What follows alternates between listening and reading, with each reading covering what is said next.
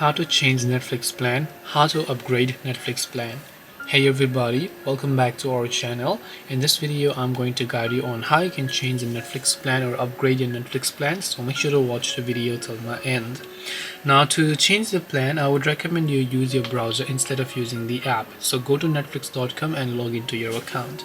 Tap on the three lines option from the top left of the screen, then simply go to that option there known as account. After you go to the account option, from here simply scroll down, you'll find the plan details. Now in my case, I already have the maximum plan, so for me there is no upgrade option. But if you have a lower plan, then you can tap on the change plan button, and depending upon which plan, so if you were on mobile plan, you can simply switch to basic or standard or current plan, in my case which is premium. Then after that, tap the continue option to change or upgrade your plan. That's all it takes to basically go ahead and then change your plan or upgrade the plan on Netflix. Hope this video was helpful. If you have got any questions, then feel free to also leave them down in the comment section. Thank you for watching till the end, and see you soon in the next video.